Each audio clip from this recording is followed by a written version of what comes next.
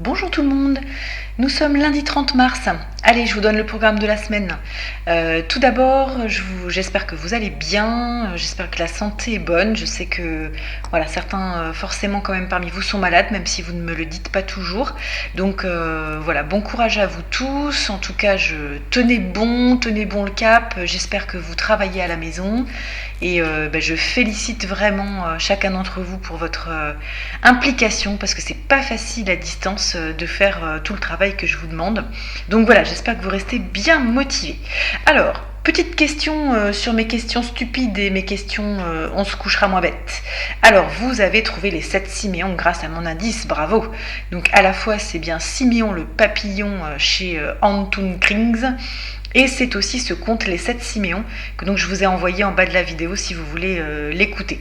Quant à la question à 2 centimes, ma foi, il n'y a pas vraiment de réponse et donc chacun peut en penser ce qu'il veut. Allez, à la fin de la vidéo, je vous donne 2 nouvelles questions. En attendant, je vous montre le programme dans Pronote. Alors, je sais très bien qu'avec mon écran, en fait, on ne peut pas grossir Pronote, donc vous n'y voyez probablement pas grand-chose. Donc, je vais faire très vite. Alors, aujourd'hui, je vous explique le programme. On voit ce que c'est que la situation finale. On commence la leçon sur les types de phrases aussi. Je vous donne des exercices. Je vous présente aussi le questionnaire sur les contes de Perrault que vous avez probablement reçu hier soir dans votre boîte mail parce que je prépare les vidéos la veille, évidemment. Voilà, donc pas d'inquiétude quand vous recevez des choses en avance dont je n'ai pas parlé, vous patientez simplement d'en entendre parler dans la vidéo. Demain mardi, alors on corrigera les exercices que je vous donne aujourd'hui bien sûr et on avancera sur les formes de phrases avec d'autres exercices. Je vous montrerai aussi 2 documents du Drive sur l'imparfait et le passé simple pour qu'on continue bien à mobiliser les connaissances que vous avez acquises sur l'imparfait et le passé simple. Je vous donnerai aussi des idées de comptes à regarder, ou à écouter ou à regarder sur votre télévision. Jeudi, on corrigera des exercices sur les formes de phrases et on s'attaquera à une petite page sur les accents. Alors juste quelques exercices parce que tout n'est pas à faire là-dedans. Et puis on parlera aussi des homophones grammaticaux. Donc vous savez tous ces petits mots qui se prononcent de la même façon, ce, ce, se, c'est, c apostrophe ou s apostrophe est, etc. Et donc on aura d'autres exercices à faire pour le vendredi que je vous donnerai. Et on fera une dictée jeudi sur ce thème-là. Donc bien sûr, tout ça c'est de l'entraînement, il n'y a pas de notes comme ça à distance. Vendredi, donc on corrigera les exercices que je vous aurai donnés le jeudi, on corrigera aussi la dictée qu'on aura faite le jeudi, et puis je vous donnerai d'autres pages à travailler pour le lundi qui suit. Voilà, le questionnaire ah oui, je ne l'ai pas écrit, on corrigera aussi le questionnaire vendredi sur Perrault, puisque je vous demande de le faire pour jeudi, comme ça on corrige donc vendredi. Voilà, alors on va commencer par la page 178. Vous deviez donc faire 2 questions. Alors, les 2 questions, elles concernent la situation finale que je vais vous afficher. Non, elle est là, voilà. Alors, on vous demandait quel personnage... qui est puni, qui est récompensé. Donc, qui est puni Eh bien, c'est donc Anna. Et qui est récompensée, c'est Dorothée.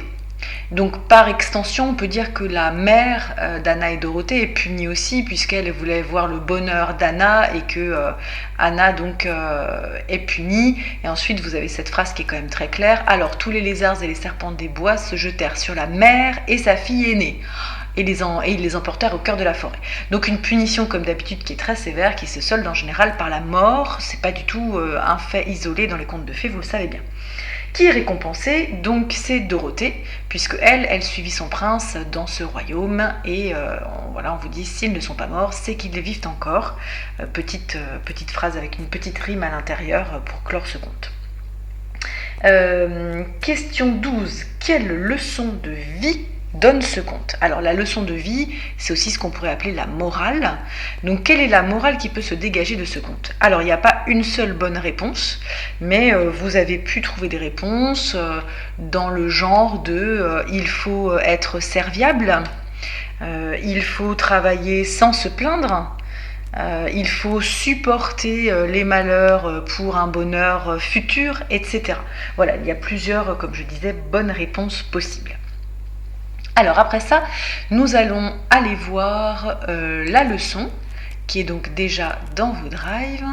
C'est le chapitre 3. La situation finale, la visée du conte et les différents types de contes. Alors j'ai fait un chapitre sur un petit peu plus que la situation finale parce que finalement il n'y a quand même pas grand chose à en dire, donc j'ai ajouté des petites choses. Alors la visée du conte, ce que le conte vise, c'est-à-dire le but. Donc par exemple, c'est la morale qu'on vient de voir, hein. On peut dire que le conte de Anna et Dorothée avait comme but, comme visée de nous faire comprendre qu'il faut travailler gentiment et être serviable pour être récompensé. Et puis les différents types de contes, on va voir donc qu'on peut faire des catégories avec des grandes familles. Donc la situation initiale, dernière étape du schéma narratif, d'accord? Donc si on résume, situation initiale, événement perturbateur, péripéties. Parfois donc on a une étape qui s'ajoute qui s'appelle résolution du problème, mais c'est ce que je mets ici, hein. Et puis donc la situation finale. Après les péripéties qui vont dénouer le conte, donc résoudre le problème, la situation finale nous donne un nouvel état des personnages, c'est-à-dire en général un état qui est à l'inverse du début. Les héros sont la plupart du temps récompensés, les opposants punis. En général, les héros étaient malheureux au début du conte, donc à la fin du conte, ils sont heureux. C'est le cas pour Dorothée, on va voir que c'est le cas pour d'autres contes aussi de notre recueil. Comme la situation initiale commence par une phrase type, il était une fois, la situation finale se termine elle aussi souvent par une phrase type, comme « ils vécurent heureux et eurent beaucoup d'enfants, c'est ainsi que l'histoire se finit », ou bien ce qu'on vient de voir ici, « et s'ils ne sont pas morts, c'est qu'ils vivent encore », on a des petites phrases comme ça de ce genre-là. Alors, par exemple, chez Yorin et Yoring, les amoureux sont à nouveau réunis, la sorcière est punie dans la mesure où elle perd tous ses oiseaux. Dans la situation finale, donc, celle du loup et des 7 chevreaux, le loup est mort noyé, les chevreaux sont vivants, donc voilà, récompense ici et punition ici. Alors, on va aller voir un petit peu, ici, donc, dans notre document de tous les contes, que je remets un petit peu plus centré. Par exemple, la fin de La Belle au bois dormant, version longue, j'allais dire, chez Perrault, hein, où on a toute une deuxième histoire que peut-être vous ne connaissiez pas, avec la belle-mère ogresse, etc. Donc la situation finale, si vous vous en souvenez bien, elle se finit très très mal pour la... Voilà, on y est. Voilà, donc la belle-mère ogresse, hein, c'est-à-dire la femme du prince qui a épousé la Belle au bois dormant, qui est devenue... Alors, il est devenu roi entre-temps, hein, et donc la Belle au bois dormant est devenue reine, donc on va parler de la reine-mère, la belle-mère, se prépare donc à jeter sa belle-fille, la Belle au bois dormant, et son fils, donc le petit Jour, et sa fille, la petite Aurore, donc son petit-fils, sa petite-fille, dans une grande cuve pleine de serpents, vous les avez ici, et de couleuvres, voilà, c'est horrible. Mais le roi, donc son fils, arrive, voilà, il était venu en poste, ça veut dire, la poste désigne la voiture ici, donc très vite, et de moi tout étonné ce que voulait dire cet horrible spectacle. Personne n'osait l'en instruire quand l'ogresse, enragée de voir ce qu'elle voyait, se jeta elle-même la tête la première dans la cuve et fut dévorée en un instant par les vilaines bêtes qu'elle y avait fait mettre. Wow, et ben voilà la fin. Finalement, ça va vraiment finir par la mort comme d'habitude pour le méchant. Le roi ne laissa pas d'en être fâché, elle était sa mère, ça veut dire il en était fâché tout de même, hein, mais il s'en consola bientôt avec sa femme et ses enfants. Donc voilà pour cette situation finale. Pour ce qui est du chaboté, on sait que ça se termine bien, voilà, puisque hop, l'ogre est avalé par le chat.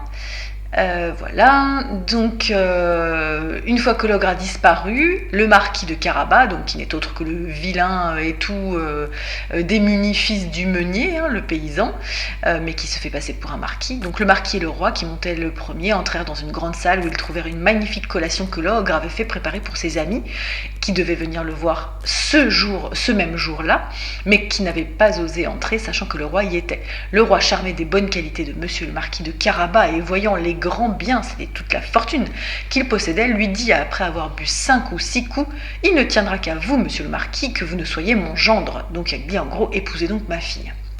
Le marquis, faisant de grandes révérences, accepta l'honneur que lui faisait le roi, et dès le même jour il épousa la princesse. Le chat devint un grand seigneur et ne courut plus après les souris que pour se divertir. Voilà, fin très connue, et donc on a encore ici l'inverse du début. Le pauvre donc fils du meunier devient marquis, épouse la princesse, donc il devient même prince, et le chat ne chasse que quand il en a envie. On pourrait regarder toutes les situations initiales de tous ces contes, vous verriez qu'on a donc l'inverse du début et une situation très heureuse.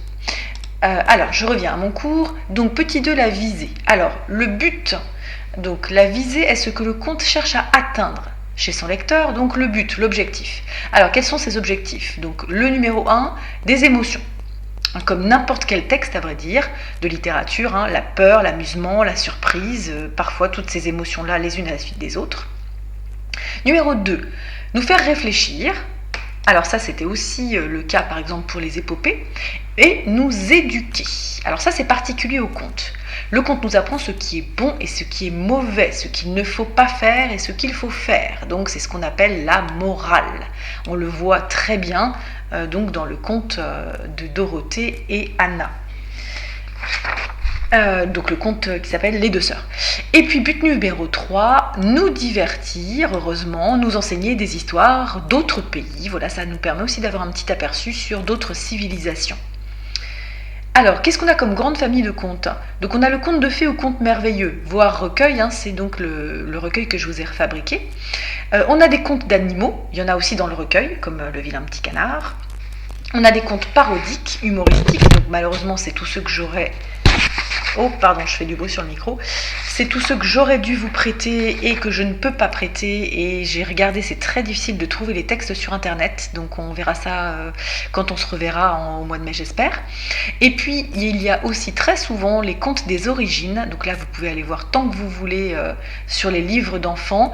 C'est les contes qu'on appelle aussi parfois les contes des comment et des pourquoi. Voilà, c'est pourquoi la Terre est ronde, pourquoi telle montagne s'appelle comme ceci, etc. Voilà, donc cette leçon est à apprendre, je le mettrai en bas de la vidéo pour quand vous voulez, mais il faut qu'elle soit sue cette semaine, on va dire. En complément, ceux qui seraient mal à l'aise avec ce cours-là, qui est donc bien entendu dans vos drives, évidemment, donc dans les leçons, voilà. Là, on le voit ici, chapitre 3. Mais vous avez aussi dans votre manuel des pages très intéressantes qui résument tout ça. Ce sont les pages 163 et 185. Je vais vous le mettre aussi en bas de la vidéo. Donc 163, vous voyez, on vous rappelle tout le schéma narratif d'un coup d'œil. Puisque chez moi, il y a une leçon sur la situation initiale, une autre leçon sur l'événement perturbateur et les péripéties, et une troisième sur la situation finale. Donc là, au moins, vous avez tout d'un coup d'œil. Dans mon cours sur les péripéties, je vous parle des héros. Vous voyez, on retrouve les termes d'adjuvant et d'opposant. Et on retrouve ici des choses essentielles sur la chronologie, l'emploi des temps. Vous allez retrouver donc l'imparfait, le passé simple. Vous allez retrouver aussi des choses qu'on vous apprend sur les adverbes qu'on trouve très souvent, alors, puis, les groupes nominaux, ce jour-là, etc. Donc ça, c'est la page 163. Et puis 185... Alors je suis désolée, c'est assez difficile à prendre en photo avec une main seulement, ça fait des vagues. Page 185, vous lirez mieux dans vos manuels. Donc on vous parle du genre littéraire des contes, ce qu'on a fait un petit peu aujourd'hui. Donc un genre vraiment universel, ça veut dire qu'on le trouve dans toutes les cultures. On vous précise bien que ça se racontait oralement, bien entendu. On vous donne ici plusieurs noms d'auteurs. Ayez bien en tête que Grimm, ce sont deux auteurs, Jacob et Willem, deux frères. On vous remet ici les essentiels à savoir sur le schéma narratif et les personnages. On vous parle aussi, voyez, du rôle du conte, donc c'est la visée, le but. Et puis, on vous redonne quelques caractéristiques auxquelles vous allez reconnaître un conte à coup sûr. Donc les personnages types dont on a déjà parlé, les lieux types aussi, caractéristiques, des objets magiques, les phénomènes de métamorphose, etc.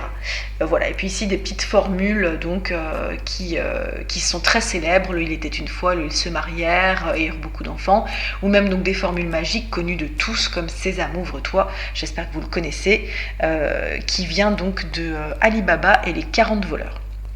Bien, donc voilà, nous avons fait le tour pour cette leçon à apprendre, Et donc on va changer tout à fait de thème avec maintenant la leçon sur les types de phrases. Ah oui, non, je vais vous montrer d'abord le questionnaire sur Perrault, qu'on reste dans les comptes quand même. Donc vous avez plusieurs façons de vous y rendre. Je vous ai envoyé donc j'ai créé un questionnaire dans Classroom, voilà, qui ressemble à ça. Je l'ai envoyé par mail et je l'ai aussi envoyé dans Classroom. Alors je vous montre un petit peu. Classroom, donc, vous voyez, ceux dont le nom apparaît en noir foncé, c'est ceux qui ont accepté l'invitation il y a un moment déjà, et ceux qui apparaissent en gris clair, c'est ceux qui n'ont pas encore accepté l'invitation.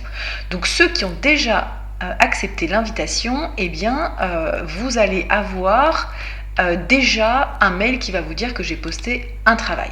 Les autres qui n'ont pas encore accepté l'invitation, c'est pour ça que je vous ai renvoyé un mail avec le questionnaire dedans. Donc à vrai dire, si j'ai bien tout compris au fonctionnement de Classroom, parce que je découvre encore des choses, vous n'avez pas vraiment besoin de vous connecter à Classroom, même si je vous ai envoyé le code, vous pouvez simplement cliquer sur le lien dans votre mail. Donc dans votre mail, ça devrait ressembler à ça. Non, pardon, c'est pas ça que je voulais faire. Message envoyé. Voilà, vous devriez avoir un bouton, voilà, un bouton sur lequel cliquer directement depuis votre mail qui devrait vous emmener là-dedans. Et donc là, j'ai des questions. Vous pouvez écrire des réponses en dessous. Parfois, ce sont simplement des petites choses à cocher et vous avez des points qui s'affichent, mais évidemment, ce n'est pas un travail noté. J'ai mis aussi une correction.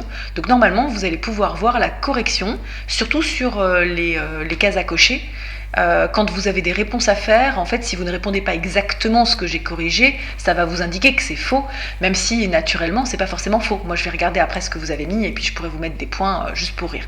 Mais il n'y a pas d'intelligence artificielle derrière le Google Form qui permette, par exemple, de reconnaître des mots-clés que vous mettriez et de les comparer avec les mots-clés que j'ai mis. C'est pas sophistiqué encore à ce point-là.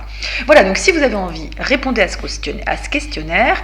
Et puis, si je vois que vous êtes nombreux à répondre, ça m'indiquera que voilà, ça vous plaît de vous tester. Dans ce cas-là, je vous en posterai un autre sur Grimm et un autre sur Andersen. Voilà. Alors, je regarde que j'ai tout dit. Oui, donc maintenant, on passe au cahier d'exercice. Je vais vous laisser aller les chercher. Mettez sur pause si vous voulez. Et donc, on va regarder un petit peu ce que c'est que les types de phrases. C'est page 42-43. Alors, on va faire le 1 ensemble. Et ensuite, on va regarder la leçon. Donc, les types de phrases, c'est quelque chose de bien connu de vous. Vous avez vu ça en classe primaire, donc ce ne sont que des révisions, pas de panique.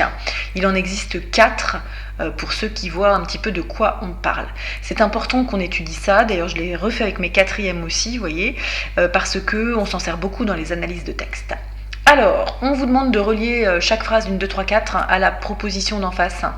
Donc, tu cours vite. Est-ce que c'est une question? Est-ce que c'est un ordre? Est-ce qu'on nous donne une information? Ou est-ce que ça exprime un sentiment? Bon, il me semble que tu cours vite, ça nous donne simplement une information. Cette personne-là court vite. Cours-tu vite? Bon, là c'est une question bien sûr. Cours vite. Ah, il semblerait que ce soit un ordre. Et tu cours vite. Probablement un sentiment, c'est l'admiration ici ou la surprise. Alors on va afficher, ah non j'affiche pas le corrigé tout de suite sinon je vais avoir tout. Entre les éléments qui différencient la phrase 2 de la phrase 1. Bien sûr, vous voyez, le point n'est pas le même, c'est ce qui fait toute la différence. Un simple petit point. Entourer l'élément qui caractérise la phrase 4. Non, pardon, phrase 2 et 1, excusez-moi. C'est le point ici et le point d'interrogation. Dans la phrase 4, donc, c'est le point d'exclamation qui caractérise cette phrase-là. Et qu'est-ce qui distingue la phrase 3 des autres? On a un point tout court et puis on a un ordre à l'impératif. On n'a pas de pronom. Vous voyez, ici, on a un tu. Ici, on a un tu. Ici, on a le pronom tu. Mais à la phrase 3, on n'a rien. Voilà, je vous affiche le corrigé. Donc, je pense qu'on ne s'est pas trompé sur les petites flèches. Ensuite, donc, on voit bien les points qui sont surlignés. Et puis, elle ne comporte pas de sujet pour la phrase 3. Oui, le sujet n'est pas exprimé. C'est toujours tu, mais comme c'est un ordre, le sujet a disparu. Alors, voilà la leçon Donc, je ne peux pas l'afficher beaucoup plus gros que ça. Alors, les 4 types de phrases, voilà comment elles s'appellent. Déclarative, injonctive, interrogative, exclamative. Donc, on va regarder un petit peu les noms déjà. Déclarative, c'est celle qui déclare tout simplement, c'est la phrase la plus banale, qui déclare une information. Elle est terminée par un point. L'intonation est descendante, ça veut dire qu'à la fin de la phrase, on baisse le ton, comme la phrase que je viens de faire. En revanche, injonctive, alors vous pouvez peut-être écrire au-dessus ici que c'est aussi ce qu'on appelle la phrase impérative. Donc si vous voulez, ici vous pouvez écrire impérative, ça va vous aider à la retenir, puisqu'on a souvent un ordre justement à l'impératif. Ça peut être un ordre aussi, on va voir à d'autres temps ou d'autres modes. Donc la phrase injonctive ou impérative, c'est l'ordre, l'interdiction, les conseils. Bon, point tout court ou point d'exclamation.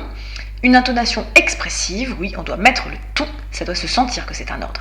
Alors, comment on peut donner un ordre? À l'impératif, tais-toi. Au futur, tu te tairas. Au présent, mais tu te tais, oui. Ou bien à l'infinitif, se taire. Si on est dans une bibliothèque, on peut imaginer le panneau. Donc ça peut être aussi carrément un non, silence, voilà, ou même une interjection, chut. Donc tout ça, ce sont les phrases injonctives ou impératives. Donc vous voyez, c'est quand même assez varié, cette famille de phrases. Comme c'est très expressif, on va bien les étudier quand on va les rencontrer dans les études de texte. Les phrases interrogatives, bon, rien de particulier à part ce point d'interrogation. Intonation montante, on va le voir. Est-ce que tu viens? Vous voyez, on monte le ton. Et puis on va avoir donc différentes façons de poser la question. Est-ce que tu viens ou viens-tu, qui sont des façons correctes. Le tu viens ici, c'est du langage oral. Tu viens? On le dit tout le temps, mais on ne doit pas l'écrire. Voilà. Ensuite, on peut avoir des interrogations à l'aide de tas de petits mots différents, qui, quand, pourquoi, etc. La phrase exclamative, donc on va avoir à nouveau une intonation très expressive, un point d'exclamation obligatoire, et puis donc on voit que ça peut se combiner avec d'autres formes de phrases. Ça, je suis pas sûre qu'il faille vraiment que vous vous embrouilliez la tête avec ça. D'ailleurs, dans l'édition 2019, ils ont fait tout un truc très très bizarre avec ça. C'est pour ça que je voulais absolument pas que vous achetiez cette édition 2019. Voilà, donc ne retenez pas ça. Ça se combine avec les 3 autres types de phrases, vous pouvez même le rayer. Donc la phrase exclamative, c'est une phrase tu as raison, mais parle plus fort. Enfin, je considère pas que ce soit une phrase exclamative, on la mettra plutôt dans les phrases impératives. Voilà, donc les 4 types de phrases. Alors, on a fait le 1 ensemble, maintenant je vais vous montrer ce que j'attends de vous pour demain. Donc j'ai écrit 2, 3, 4, 6, 7, page 43, donc ils sont tous là, 2, 3, 4, pas le 5, le 6 et le 7. Il n'y a pas vraiment de consignes très difficiles, vous allez vous en sortir très bien. Je vous montre simplement celle-ci, indiquer le niveau de langue. Alors pour ceux qui ne se souviennent plus, le niveau de langue, ça va être soutenu, ou recherché, si c'est un niveau de langue qu'on pourrait trouver dans un livre, c'est très bien écrit, courant, le langage, on va dire, employé quand on parle très bien à l'oral, ou le langage relâché ou familier, c'est celui qu'on emploie à l'oral régulièrement quand on commence à manger les mots, ou à faire sauter des négations, ou à oublier justement d'inverser le sujet et le verbe quand on pose une question. Donc voilà ce que c'est que les niveaux de langue, pardon. Voilà, après le reste, ça n'est pas très compliqué, donc vous allez réussir à faire tous les exercices sans problème. Allez, on passe aux petites questions de la fin du cours. Alors, vous pouvez m'envoyer des questions à 2 centimes ou des questions on se couchera moins bête, mais là, j'ai lu tous vos commentaires, il me semble que je n'en ai pas raté, j'ai vu tous vos petits coucous, donc comme je disais, faites-moi un petit coucou par semaine, ne vous sentez pas obligé de me mettre à chaque fois, si ça vous fait plaisir, faites-le, moi ça me fait plaisir de voir que vous suivez, mais ne vous sentez pas obligé. Par contre, donc, vous pouvez aussi répondre à mes petites questions. Alors, question à 2 centimes, pour vous les petits 6e, enfin les grands 6e, parce que quand je vais vous retrouver, je sais pas pourquoi je dis les petits en fait, quand je vais vous retrouver, je vais avoir l'impression que vous avez tous pris 10 cm. Alors, question pour vous les petits loulous, comment fait-on pour faire cuire un œuf d'autruche à la coque? Et puis, question sérieuse, question on se couchera moins bête, comment fait un aigle pour manger une tortue? Alors, si je vous pose cette question, c'est qu'il y a une réponse. Il y a un certain aigle d'un certain coin du monde qui a une technique bien rodée parce que lui, il aime manger les tortues, cet aigle-là. Et je suis sûre que vous allez pouvoir le trouver. trouver cette réponse. Allez, je vous souhaite une bonne journée, travaillez bien et surtout, prenez bien soin de vous.